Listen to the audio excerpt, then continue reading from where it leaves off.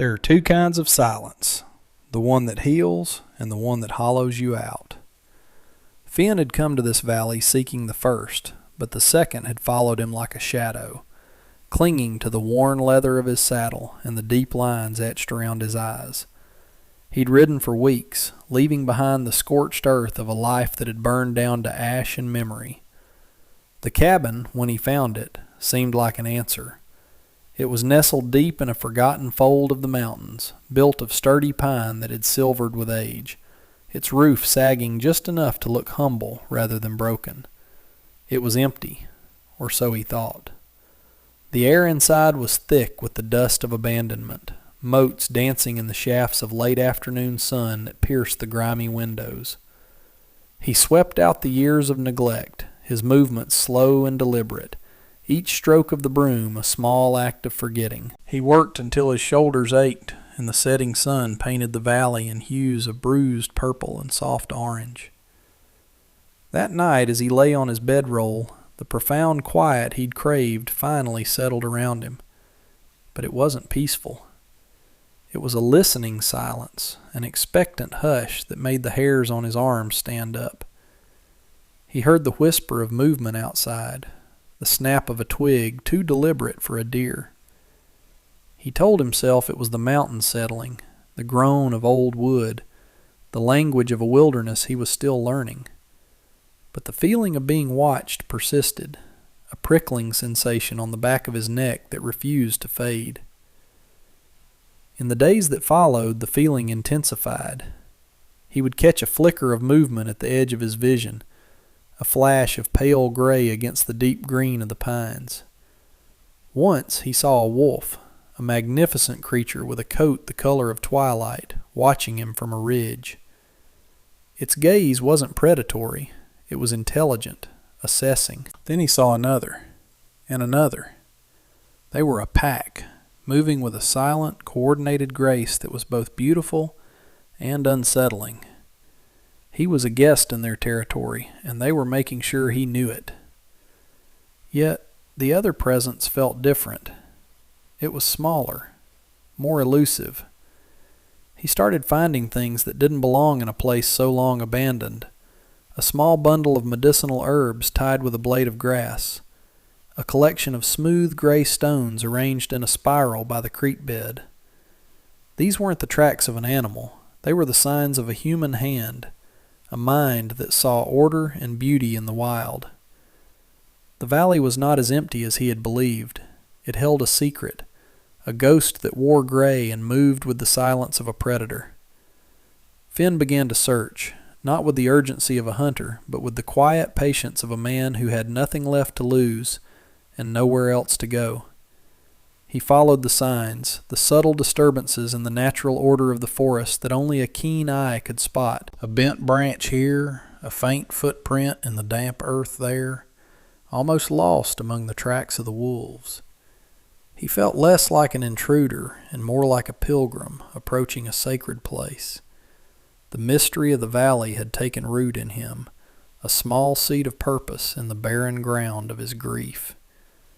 He stopped thinking about the past and started focusing on the present, on the language of the forest and the phantom who spoke it. One evening, the sun bleeding its last light across the peaks, he followed the creek further upstream than he ever had before. The air grew cooler, smelling of damp stone and pine needles. He rounded a bend, and there she was. She was not a ghost. She was a young woman, perhaps 18, with long, dark hair that fell in a wild cascade over her shoulders. She wore a simple, worn gray prairie dress, the fabric faded and soft with time. She was kneeling by the water, her hands cupped, her reflection shimmering on the surface. And she was not alone. The wolves were with her. The great twilight alpha stood at her side, its head level with her shoulder. The others formed a loose, protective circle around her, their yellow eyes fixed on Finn. There was no growling, no bared teeth, just a silent, unbreachable wall of loyalty. Her head lifted, and her eyes met his. They were dark, almond-shaped, and held a depth of solitude that he recognized instantly.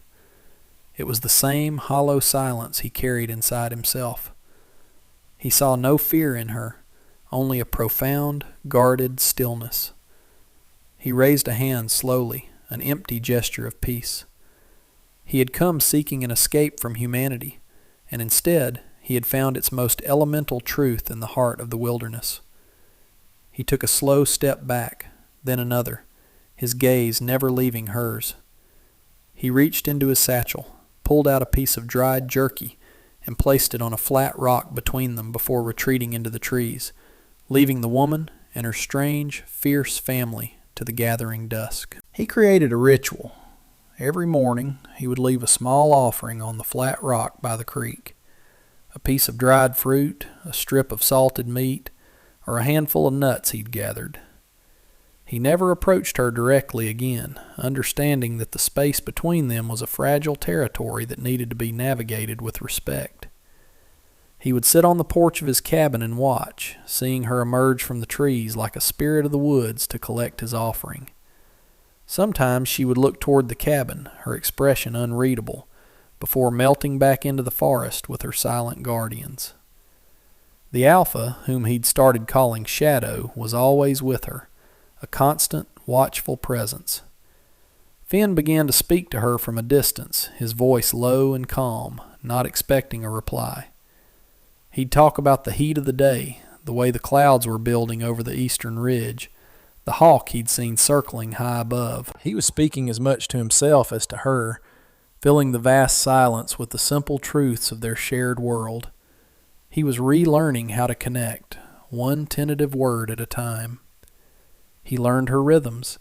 He saw how she moved through the forest not as a visitor, but as an integral part of it. She knew which plants healed and which nourished. He watched her one afternoon tending to a young wolf, its leg caught in a cruel twist of fallen branches.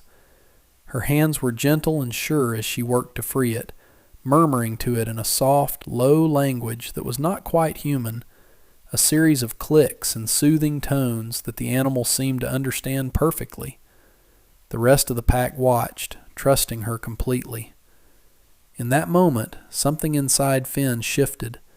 The wall he had built around his own heart, the one meant to keep the pain of his loss at bay, developed a crack. He saw in her not a wild creature, but a caregiver, a protector. She had a family, a community bound not by blood, but by a fierce, unspoken pact of mutual survival. He had come here to be alone, to sever all ties. But watching her, he felt a pull toward connection, a yearning he hadn't realized was still alive within him. His solitude was a choice born of pain. Hers was a state of being, pure and unbroken. He wondered which of them was truly the wilder one. One day, weeks after their first encounter, he was mending a leather strap on his porch when he felt her presence. He looked up, and she was standing at the edge of the clearing, closer than she had ever been before. Shadow was at her side, his tail giving a slow, almost imperceptible wag. The other wolves remained in the tree line, a line of amber eyes in the shadows. Finn's heart hammered against his ribs, but he remained still, his hands resting on the leather. She watched him for a long time, her head tilted slightly, as if trying to solve a complex puzzle. Then she spoke. Her voice was a surprise, soft, clear, and with a faint musical cadence, though roughened by disuse. "Why are you here?" The question was so simple, yet it carried the weight of the entire valley. It wasn't an accusation, but a genuine inquiry. He swallowed, the sound loud in the quiet air. He found himself answering with a truth he hadn't spoken aloud to anyone. I lost everything," he said, his own voice sounding foreign and brittle. "There was a fire. My wife. My daughter." The words hung between them, heavy and raw. He didn't offer details, didn't paint the horrific picture that was seared into his memory. He just offered the broken pieces.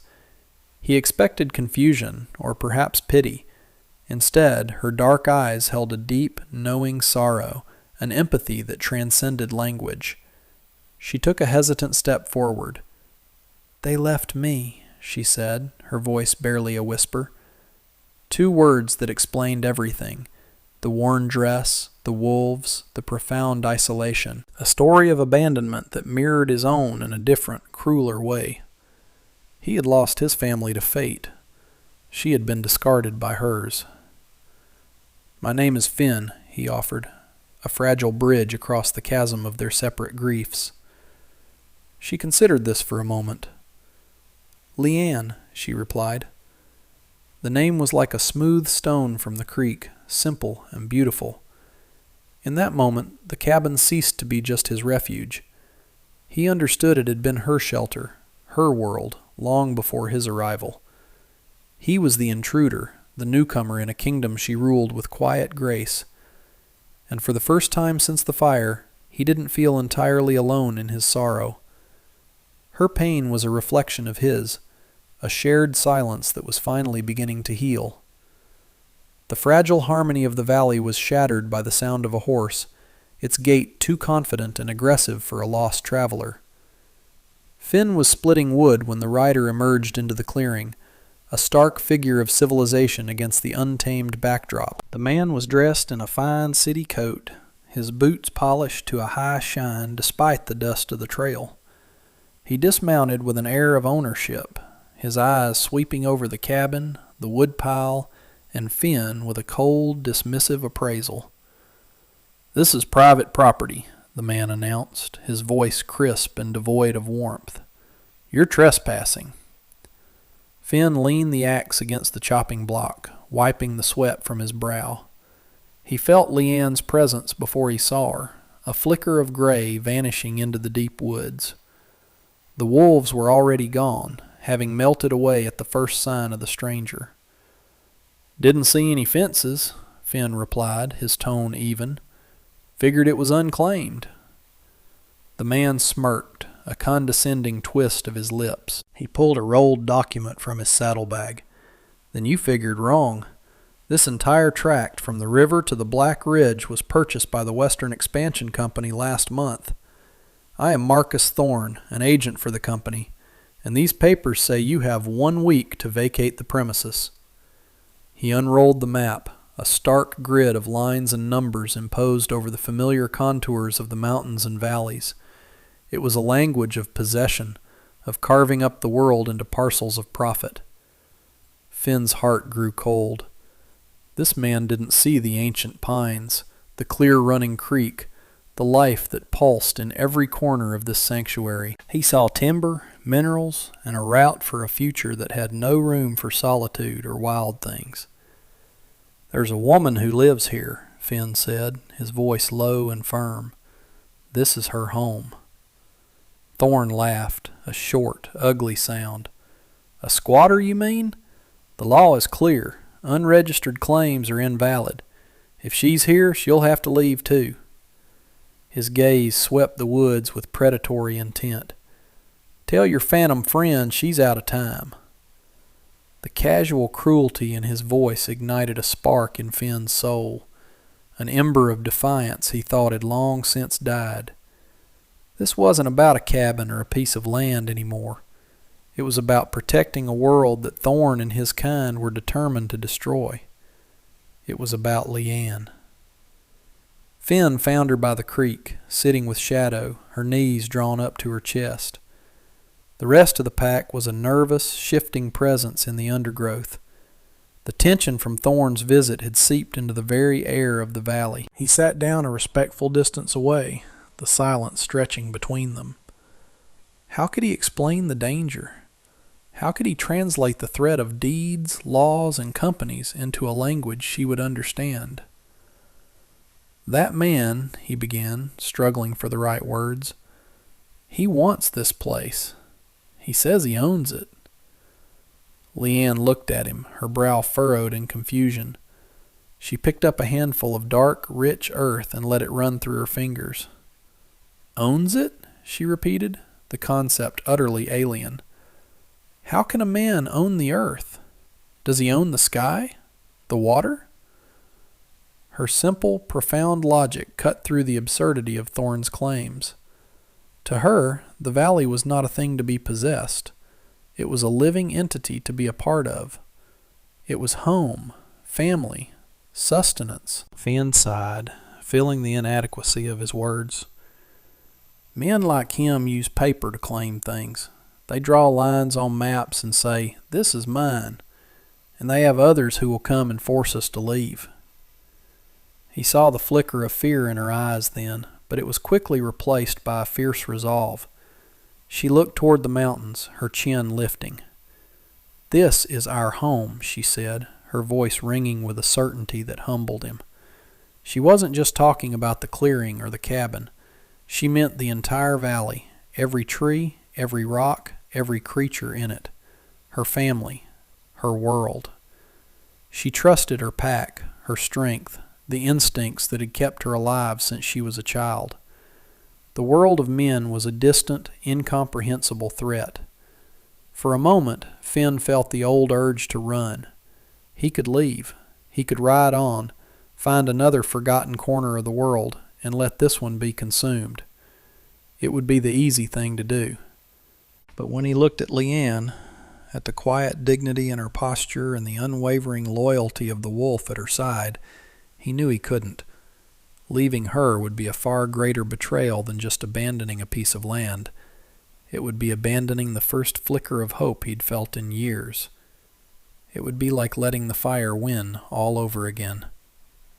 He had come here to lose himself, but instead he was finding a reason to stand his ground. "I'm not leaving," he said, the words feeling solid and real in his mouth. "We'll face him together." Thorn returned 3 days later, just as he'd promised.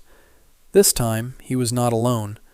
He brought 2 other men with him, rough-looking types with hard faces and cruel hands. They didn't ride into the clearing with any pretense of civility. They were here to assert dominance.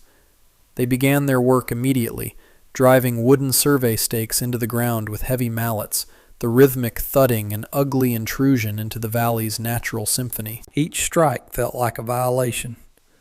Finn watched from the cabin porch, his hands clenched into fists at his sides. He had positioned himself as a silent, non-threatening sentinel, a clear message that this home was not unoccupied. Leanne and her pack were a spectral presence in the tree line, visible only as fleeting shadows and the occasional glint of watchful eyes. The wolves were agitated, their low growls a constant rumbling undercurrent of sound. They paced restlessly, their instincts screaming at them to drive out the invaders. Shadow stood at the forefront, a statue of coiled tension, his gaze locked on the men. One of Thorn's hired hands, emboldened by their numbers, picked up a rock and hurled it into the trees where the wolves were thickest. It struck a branch with a sharp crack, sending a shower of leaves down. "Get out of here, you mangy curs!" he yelled. This was the provocation Finn had feared. Shadow responded not with an attack, but with a display of controlled power. He stepped fully into the clearing, baring his teeth in a silent snarl, the muscles in his powerful shoulders bunching. The other wolves fanned out behind him, a formidable gray line. They held their ground, a clear and unambiguous warning. The men took a nervous step back. Thorn, however, seemed pleased by the confrontation. It gave him the justification he wanted. He turned to Finn, a triumphant sneer on his face. "You see? Vicious animals. They're a menace." He pointed a finger at Finn. "You have until sundown tomorrow to be gone, and you'd better take your pet witch and her dogs with you. If they're still here when we get back, we'll clear them out ourselves. Permanently." The threat was no longer just about land. It was a promise of violence, a death sentence for the family that had given this valley its soul.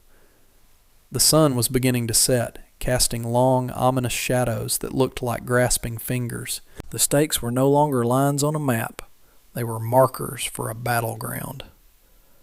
The air grew heavy and still as dusk settled, a suffocating blanket of anticipation. Finn didn't bother trying to reason with Leanne. There was nothing left to say. They both understood what was coming. He stood in front of the cabin, his feet planted firmly in the dirt, his heart a steady, determined drum in his chest. He was unarmed, a deliberate choice.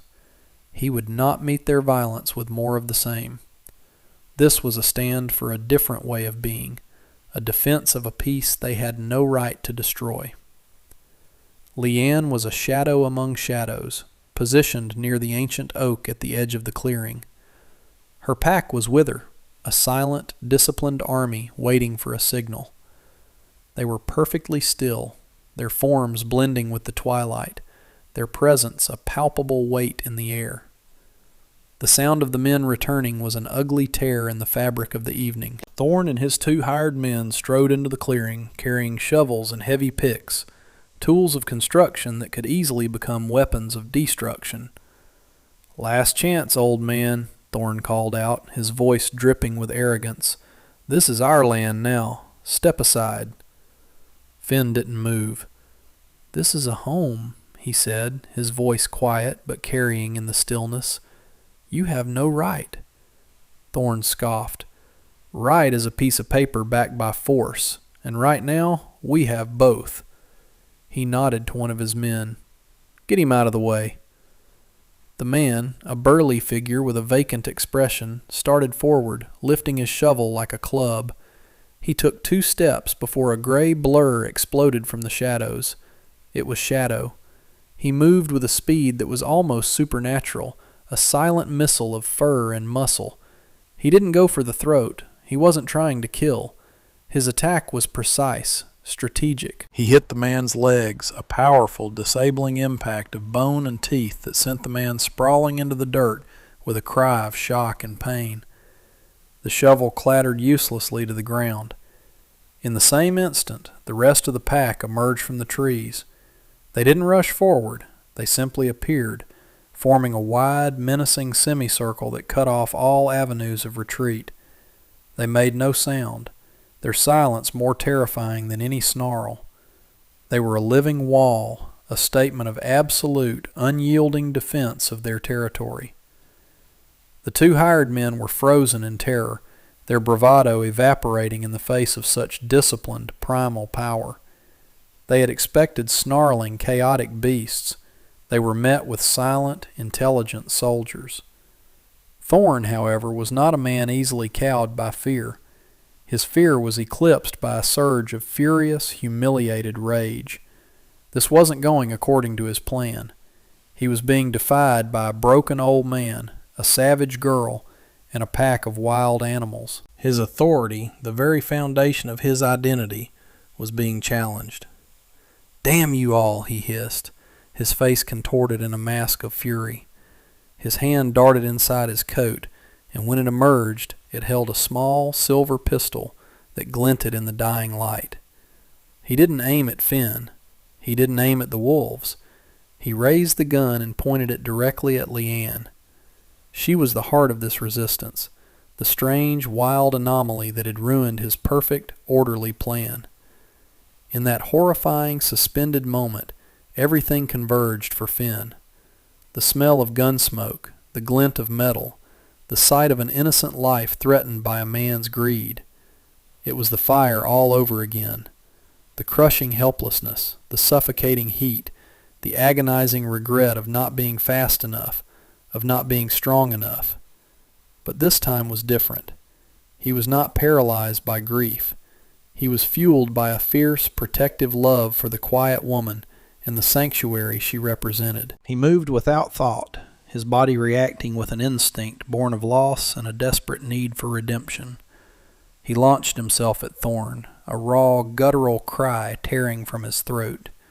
He hit him hard, a solid impact of shoulder against ribs. The gun fired. The explosion was deafening, a violent crack that sent birds scattering from the trees for miles. The bullet went wide, burying itself harmlessly in the trunk of the oak tree behind Leanne. The pistol flew from Thorn's grasp, landing in the soft dirt. Before Thorn could recover, the wolves closed in. They didn't attack. They simply surrounded him, their bodies pressing in, a suffocating, silent tide of gray fur and hot breath. Shadow stood directly in front of him, his yellow eyes burning with cold intelligence, a low growl finally rumbling in his chest.